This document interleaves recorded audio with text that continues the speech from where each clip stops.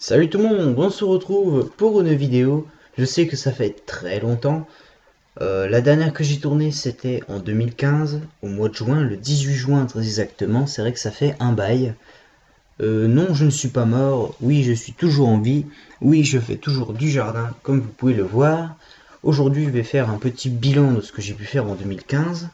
Parce que j'avais envie de faire une vidéo. Et demain, on ira le voir en réel, quoi, dans le vif du sujet, parce que là il fait nuit maintenant. C'est vrai qu'il est 19h31, il fait nuit maintenant. Donc tout d'abord, je vous souhaite une joyeuse année 2016, vu que nous sommes en 2016, donc je vous souhaite de réussir tout ce que vous entreprenez et tout ça. Donc l'informatique fera grande part aussi dans le travail que j'effectuerai au jardin, parce que c'est quand même quelque chose qui m'aide énormément. Donc je fais pas que ça sur mon ordinateur, rassurez-vous, je suis un jeune où je joue à des jeux vidéo, tout ça. Enfin bref, ça n'a aucune importance. Là, je vais tout simplement, j'ai un peu modélisé la zone 1, une partie de la zone 1, vu que vous savez que moi je découpe en zones, pour un peu vous montrer le récapitulatif, excusez-moi, de ce qu'il y a pu y avoir et ce qu'il peut y avoir maintenant. Vous verrez ça plus tard. Donc pour commencer, on commence par la zone 1 avec les 3 bacs, la parcelle M1.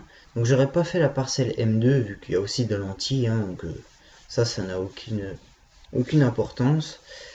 Donc pour me repérer la QAO, parce que ça dépendait dans quel sens on était. Donc nous allons commencer tout de suite par le bac 1. Donc sur la face droite du bac 1, il y a des poireaux qui sont actuellement toujours là. Donc ces poireaux, je les ai un peu desserrés, qui ont été repiqués au niveau des salades. Je les ai pas mentionnés dans ce petit schéma parce que ça valait pas le coup. J'ai eu un petit problème, je vous en parlerai plus tard. Ensuite, on avait des tomates et des concombres. Donc les tomates qui n'ont rien donné, les concombres non plus à cause de la sécheresse. Donc ils ont dû être arrachés. La courgette qui m'aura donné une courgette. Je crois qu'il y en avait plusieurs, mais elle a aussi bien souffert de la sécheresse. Les choux, donc il y en avait 6. Et donc j'en ai récolté les 6. Il n'y en a aucun qui a crevé quand je les ai repiqués. Malheureusement, il n'y en a que 3 sur 6 qui ont fait un beau cœur, donc qui ont pu être gardés. Les autres ont été donnés aux poules. Bon, ça fait rien. C'est jamais perdu. Ensuite, dans le bac 2, sur la face droite, nous avions des carottes. Alors, les carottes, je les ai récoltées, une très bonne récolte. J'aurais jamais pensé faire ça, et pourtant il n'y avait pas une grosse ligne, et on en a encore à l'heure actuelle. Les carottes, c'est top cette année. Les salades, c'est pareil, j'ai fait une belle récolte. Tout a quasiment tout poussé, j'ai jamais fait autant de salades que ça. Je suis très fier, bon c'était un peu serré, j'ai su trouver une technique très intelligente, je trouve, pour limiter le nombre de limaces. Bon, pour moi c'est très bien, je suis très fier de ce que j'ai réussi à faire. J'en ai récolté, mon problème c'est qu'elles ont souffert de la sécheresse, elles aussi elles n'ont pas pu finir de pousser, qu'il n'y en a pas beaucoup qui ont pu réussir à aller au niveau terminal, mais bon, ça fait rien, elles ont monté en graines et puis basta. Les lentilles, alors ces lentilles, j'ai pu les récolter vu que je les avais semées au mois de mars, il me semble. Enfin, quand ça sème, quoi. Et la lentille, c'est, je trouve, la meilleure plante, la plante la plus adaptée. C'est pour ça qu'on la retrouve un peu partout dans mon assolement. Et en 2016, ce sera exactement pareil. Parce que finalement, la lentille, elle s'adapte partout, dans les mauvaises comme les bonnes terres. Et elle peut faire des mauvaises terres une bonne terre. Le problème, c'est que ça pousse très facilement, donc c'est un avantage quand on la sème.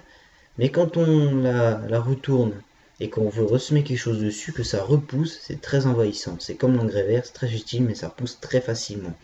La graine, elle peut germer même casser en deux. C'est un truc de barge. Ensuite, le bac 3. Donc on a un framboisier qui est mis, donc qui envahit pas mal, ça c'est clair. Mais bon, c'est pas le problème, on le coupe de temps en temps. Il y a les buis qui sont en gerbe parce qu'il y a une allée de buis, en fait il nous en restait, donc on en a mis sur cette face là, il dérange pas tellement. On a de la menthe aussi qui pousse toute seule, donc je l'ai un peu régulé dans un carré assez asymétré le long du buis. Ensuite on a des fleurs, comme vous pouvez le voir avec le petit F, des fleurs qui continuent à pousser, je sais pas si elles vont résister au gel, enfin voilà quoi, c'est des fleurs plantées, je signale. Et ensuite, on avait des tomates. Donc, ces tomates-là, elles m'ont donné de bonnes tomates cerises, mais des grosses, hein. J'ai pas pris de photos, mais elles étaient vraiment énormes. Donc il y a de quoi faire. Ensuite, les lentilles dans la parcelle M1.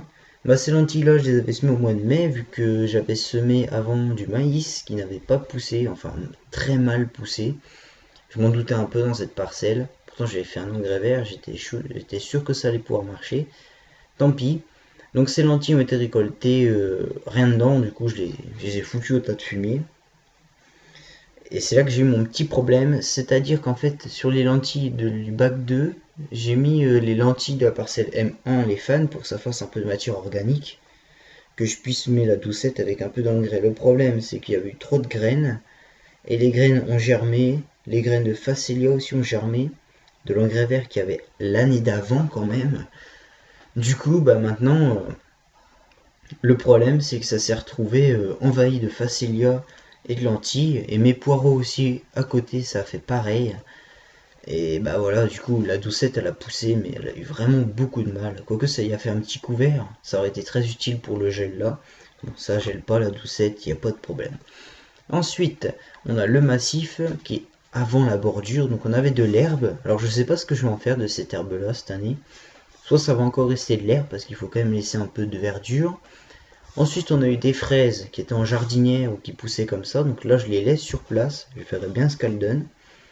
Ensuite, il y a quelques arbustes, donc qui passent l'hiver normalement. J'ai oublié de mentionner les vignes, mais c'est parce que bon, voilà quoi, on s'en fout un peu. D'ailleurs, c'est dans le mauvais sens, j'ai bien de remarquer, mais bon, ça fait rien. Ensuite, à la bordure, on a la groseille, le groseillier plutôt, et on a les framboisiers qui ont repoussé du pied dessus qui est dans le bac 3. Voilà. Donc maintenant, on passe, attendez, à l'assolement de la zone 1 au niveau de la pelouse.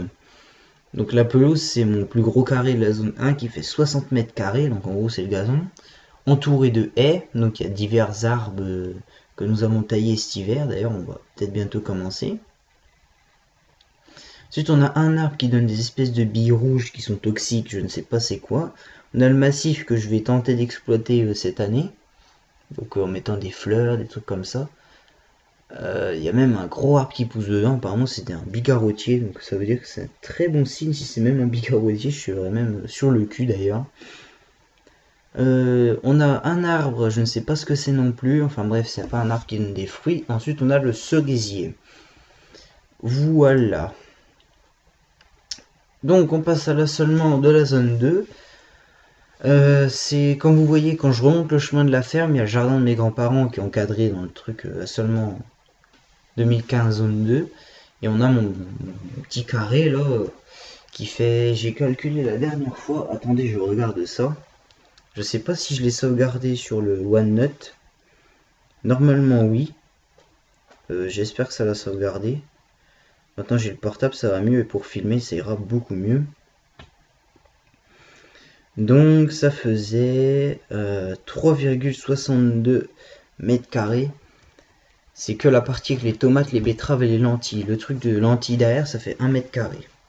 Et j'ai rajouté encore 1 mètre carré que j'ai grappillé cette année. 1 mètre, ouais, un peu plus, presque 2 mètres. Presque encore 1 mètre carré. Ça fait presque 2 mètres carrés, donc le truc fait presque au total 5 mètres carrés. Ça devient pas mal. Donc on avait des tomates sur la plus large partie, des lentilles au bord à l'ombre du poirier, mais bon, le poirier a pas mal gêné, parce que les poires elles ont tout tombé dessus, ça n'a rien donné. Les deux bacs de lentilles n'ont rien donné, parce que c'était fait trop serré, parce qu'ils ont pris trop de flotte à cause des feuilles de l'arbre, et donc c'était pas une bonne idée finalement.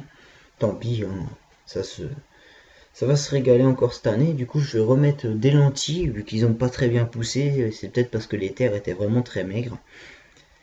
Nous verrons bien. Il y avait des betteraves sur la bordure qui n'ont pas donné grand-chose non plus. Donc les betteraves sucrières, c'est clair que c'est pas une très bonne expérience. Je ne sais pas si j'en referai l'année prochaine. Du blé qui était sur lentilles, qui avait très bien poussé. C'est donc pour ça que dans la zone 1, la petite parcelle M1, j'ai mis du blé qui pousse actuellement très bien. Pour moi, il est un peu haut. J'ai peur qu'il gèle dessus, mais bon, ça fait rien. Donc le blé, je suis entièrement satisfait. Et donc là seulement de la zone 2 au niveau du champ, bah, c'était une parcelle qui faisait 42 mètres carrés. J'avais mis des patates le long du chemin, des navets. Donc, sur les navets, il y avait eu des radis qui ont été remis. Bon, ça, je les ai pas mentionnés, mais je vous le dis là. Ensuite, on a eu des radis à côté et j'ai remis des tomates dès qu'ils ont été récoltés. Donc, les navets ne m'ont rien donné à cause du chaud. Tant pis. Les radis m'ont donné une bonne récolte. Les tomates m'ont redonné une bonne récolte. Donc, je sais que le précédent radis tomate, ça marche hyper bien. En tout cas, dans le champ, ça a très bien marché du coup. C'est sûr que cette combinaison, je la referai. Et après, un rayon de flageolets et 3 rayons de haricots. Les haricots n'ont rien donné. Malheureusement, à cause du chaud, ils ont très peu donné. Les flageolets ont très peu donné. C'est ça qui m'a un peu démoralisé sur le coup à cause du chaud. Mais bon, ça fait rien, ça arrive.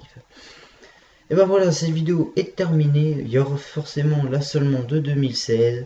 Et les petits tours qui consisteront à voir des petites choses. Allez, moi je vous dis salut à tous et à la prochaine pour une nouvelle vidéo. Allez, salut!